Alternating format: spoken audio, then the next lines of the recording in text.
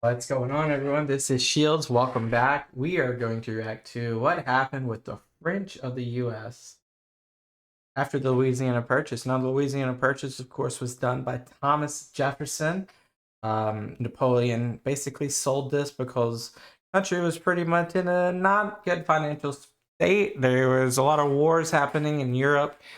He needed to fund these wars as well as the country pretty much is just getting over the French Revolution. So, economics is not the best, topic right now. Of course, of course, Thomas Jefferson is going to be credited of doing the Louisiana Purchase. But at the end of the day, you got to remember that Napoleon did not need this land.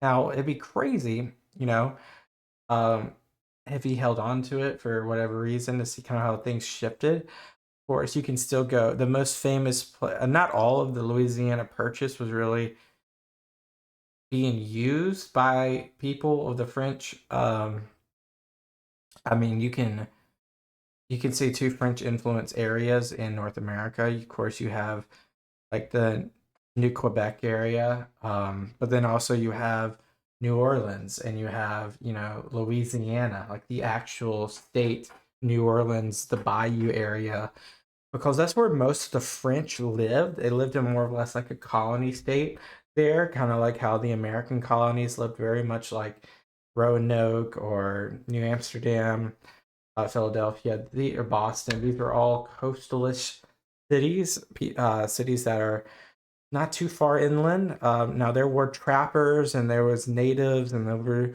homesteads all across the Louisiana Purchase in the Midwest. However, it really wasn't recognized as we understand borders today. So, it'd be interesting to understand this a little bit more. By the way, we're watching again, instead of Knowledgepedia, like I said it was, it's Knowledgegia. Knowledgegia, I think that's how you say it. Forgive me if I'm wrong. Description has the original content creator, so go check them out. We're already subscribed. I had a great video we watched last time. But yeah, let's jump into it. What happened to the French? In 1803, America paid France $15 million for the Louisiana Territory, in what was surely one of the best deals of all time. America instantly doubled in 1804. size, acquiring territories from the Gulf of Mexico all the way up to Canada, and from the Mississippi to the Rockies.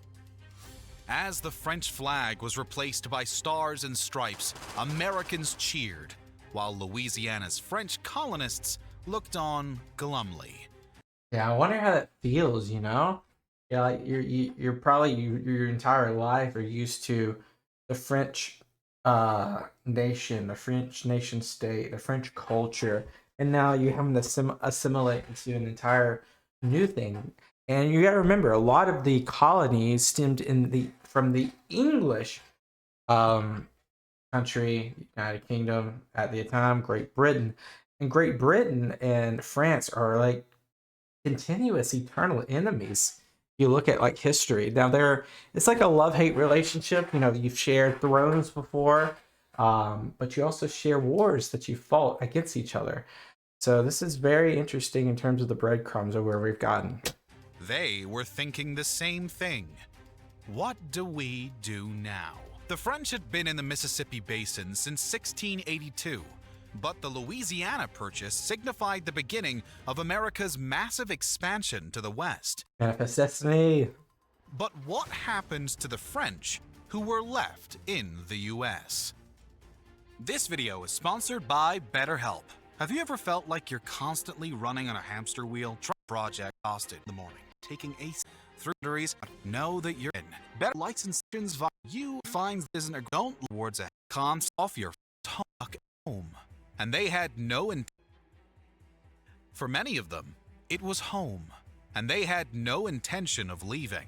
Yeah. Some decided to try their luck elsewhere and moved somewhere else in the US or made their way up to Canada. Others sighed reluctantly and simply headed back to Europe. Interesting. And I imagine, you also have to have ability to leave. Like the lower class most likely did not have the ability to leave. The upper middle class and the the I guarantee a lot of the upper class are the people migrating. Although the French influence is still highly evident in the Mississippi Yep. Valley, the American Why is there one of those around Missouri or Illinois? There like is there like a huge French heritage right there? takeover Is that Memphis? Is Memphis part of that? very much spells the end of France's official presence in the U.S. Louisiana was first discovered in 1682 by the French explorer René Robert Cavelier de la Salle near the mouth of the Mississippi River. He coins the name after King Louis XIV and claims the land west of the Mississippi Louisiana, Louis, yep, of course. as Louisiana, a territory of France. Louisiana accounted for a massive area of land, which covered over 2 million square kilometers. It stretched all the way from the Great Lakes in the north down to the Gulf of Mexico. I wonder how like the lines are drawn on the left-hand side. I understand the right-hand side, but I wonder how the left-hand side's drawn. And from the Appalachian Mountains in the east to the Rocky Mountains in the west. Louisiana was under French rule from 1682 to 1762, and again from 1801 to 1803, when France finally sold it to the U.S. It wasn't the first time that France had offloaded Louisiana to someone. Spain was given Louisiana earlier and governed it for 4 decades. Okay. When the 7 Years' War broke out in 1756, several European powers fought over territories in the Americas. Britain and France became embroiled in a bitter conflict. As Spain always. also had vested interests in the Americas and eventually came to France's aid. However, Everyone tries to beat up on England. Britain's naval power proved too powerful, Yep. and France and Spain were left licking their wounds when the war came to a halt in 1763. It was to have a huge influence on the shape of America. In the aftermath, France and Spain were forced to cede huge chunks of their North American territories to Britain. For France, it was Quebec and all land east of the Mississippi, and Spain had to let go of Florida, all to the British. Wow. To compensate the Spanish for losing Florida, France gave them Louisiana under the Treaty of Fontainebleau in 1762. France felt responsible for Spain after the Spanish had come to its aid. The deal was done secretly, as France didn't want Britain to know that it no longer controlled Louisiana. For the next 40-odd years, Louisiana was thus controlled by the Spanish. For the French colonists, it was the big... It's just insane, you know, like this piece of land, North America, it was really 4 countries that were, you know, trying to make their mark. You have, of course, you have England or Great Britain, you have Spain, you have France, and you have the Dutch. And the Dutch more towards like that's where, of course, New Amsterdam eventually becomes New York. That's where most of the Dutch. I think also the Dutch had a little bit more north, Nova Scotia area, I believe. I might be wrong when I'm saying that, so don't hold me to it. Spain, of course, Mexico, and then of course you got well, that's North America, and then of course you have Portugal taking Brazilian area. So you really have 5 countries in this hemisphere. And it could have ended up so many different ways. So, I mean, who knows in this simulation that we're living in, how else it could have went. beginning of the end of life as they knew it in Louisiana. Most of the French in New Orleans and surrounding regions were less than thrilled to be governed by the Spanish. They were all still fiercely loyal to the French crown and its administration. The French in Louisiana had already established their own culture and way of life. French was the official language, which the Spanish were smart enough to maintain. However, Spain was loath to spend too much on the newly acquired territory or allocate more officers to administrate it. Aside from the constant discontent from the French settlers, it was just too large to govern effectively. Are you back? America was particularly keen to get its hands on New Orleans. The New Orleans port was a crucial point for trade, with a third of U.S. produce going through the city. A third. That's insane. America demanded the right to use the port. Spain initially refused, but then relented. By the turn of the century, Spain was... We gonna take that port if y'all don't give us that port. That's kind of how I was feeling about it back in the day when I was there. Fast losing interest in Louisiana. It too was being drawn into the war with Britain, which was a drain on state revenue. In 1800, Spain ceded Louisiana back to the French under the Treaty of San Ildefonso. At first, the French colonists in the Mississippi Valley were over the moon, but their optimism soon soured. 4 years later, things were heating up again back in Europe. A rebellion in Saint-Domingue in Haiti had erupted, and France was facing another inevitable war with its arch-rival Britain. Wars cost money, and America was only too eager to get its hands on the Louisiana territory. Napoleon was fast losing interest in the American colonies, and when Thomas Jefferson sent delegates to Paris to negotiate a deal, he decided to sell. $15 million later, America got the port of New Orleans that it so desperately wanted, plus a massive expanse of land running all the way up to Canada. It was a steal. It also meant the French settlers in the Mississippi Valley no longer had the protection or support of the crown. They were left with several tough choices. They could stay in the U.S., effectively as new settlers. With the Louisiana sale, America was now looking at mass expansion to the west, which would undoubtedly bring ample opportunities. Some of the French were disillusioned. Heading west was certainly a viable option too, because for many, the Louisiana experience had been a tough one.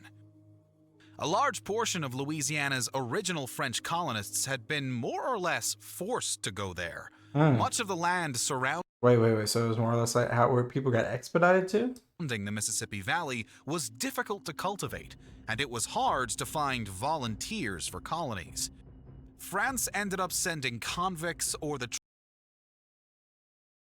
It's insane to think Napoleon could have got sent here, because we know what happened to him. He got expelled twice. Truly desperate. But this isn't... I don't think this is their authority to send. I wonder if they had kept... Think about this. If Napoleon never sold America... not America. They've never sold Louisiana. Could it have been like? I'm not even saying that he would have. I'm saying like, would it be part of the multiple choice options at the time? Because St. Helena was one. I forgot where he wasn't it like Sicily or Crete. Forget where. We'll have to brush up my history on that. But this could have been like if they were sending convicts. I wonder if they would have sent next emperor here to work as laborers on Louisiana farms and plantations. These included thieves, military deserters, and orphans. The settlers were also given little support from back home, and many would have starved if not for the help of the local natives. The Native Americans were also crucial for the French to ply their trade in furs and deerskins, which were in big demand back in Europe. The French had to establish and maintain healthy relationships with the natives, which was often easier said than done. In 1729, French settlers cleared land for a tobacco plantation, which angered the local Natchez tribe. The land was sacred, and it sparked a violent response. Natchez warriors the French and Indian War? Turned on the French colony and massacred 230 settlers, sparing most of the women and slaves. The French hit back with a full assault on the Natchez and neighboring tribes, which brought French and native relations to a new low. But even if it had been hard going in Louisiana, many French colonists were still optimistic about settling elsewhere in America, or even staying put. New After Louisiana Purchase, existing French settlers concentrated in New Orleans and other multiple settlements. Orleans was a port city, which meant it had the potential to become a major trading hub. Plenty of French decided to stick around and find work in the sugar and cotton industries that were set to boom. Another option was to head up to Quebec in Canada. Even though France had lost the province to England in the Seven-Year War, They're still Quebec culturally was still very much French. a French province. Yeah, The as we see today. official language was French, and many of the citizens were either French or of French descent. Yet another choice was to simply pack up and head back to France. For many of the French in the US, this was the least appealing option. Interesting. France was still embroiled in war with Britain and had lost its clout around the world. The defeat in the 7 Years' War was a devastating loss to the French Empire. It lost almost all of its North American territories and trade interests in India, not to mention racking up an enormous expenses bill. America was clearly the place to be. It was a young nation and growing fast. Besides, the French settlers hadn't received much financial aid when France had a stake in the US, and most of them were used to getting by on their own. At the beginning of the 19th century, many French worked as traders in Upper Louisiana, near today's Missouri and St. Louis. After France withdrew St. Louis. Oh my gosh, how did I not get that? Jeez, man, that's so obvious. from the United States, many French moved towards the city of St. Louis, which French settlers had helped establish. St. Louis acted as a trading hub because of its convenient location on the Mississippi River, Yeah. with no government support coming for What a picture. French farmers in the Mississippi Valley. And then, of course, in this picture, about 150 years from now, you'd have the arch. Many moved west, attracted by the city's growth and French culture. Just north of St. Louis, the French St. Louis should be on the other side of the river, though. colonists had further set up numerous settlements along the upper Mississippi River, around today's Midwest. When the Louisiana Purchase spelled the end of the French reign in America, a lot of the French in this region chose to remain. They'd established lucrative trading operations, especially in fur, and saw no reason to leave. Yeah, Many why other would you? French uprooted and headed for America's northeast. Settlers from Louisiana and Quebec had grown frustrated with attempts to farm their lands. Not only was there a lack of arable land, but they faced stiff competition from more productive regions. The American Northeast was growing rapidly. Industrialization and the jobs it provided were drawing more and more people into cities. There were plenty of American French amongst the droves of people headed for the Northeast cities. By far the biggest ethnic group who elected to stay in Louisiana were the Creole people. Although the name Creole had a racial connotation, it was used during the French rule to simply describe anyone born in the New World, as opposed to an immigrant.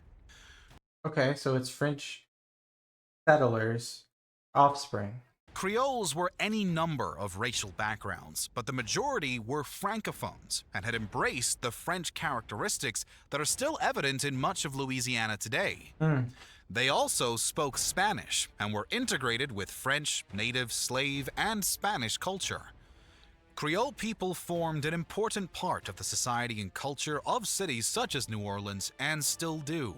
The French legacy is still prevalent throughout modern-day America. Areas such as Louisiana, Mississippi, and Missouri are full of cities, towns, monuments, and streets named after French identities. New Orleans, in particular, has held on to many of its French roots. From the bustling French Square marketplace to the wild party that is Mardi Gras, the spirit of France is still very much alive in some parts of America. There it is, knowledgeia. Okay. Guys, that's interesting. So interesting. And I mean, yeah, the French influences. I cannot believe Things are so obvious, like St. Louis, Louis, Louisiana. I mean, come on, that was just so obvious. So we have two states named after a French king, Louis the 14th. Wow, wow. Or it could be a line of kings even. Also interesting, I guess because New France and Quebec territory is so close to Maine, Vermont, New Hampshire, so those states literally got the trickled down French population.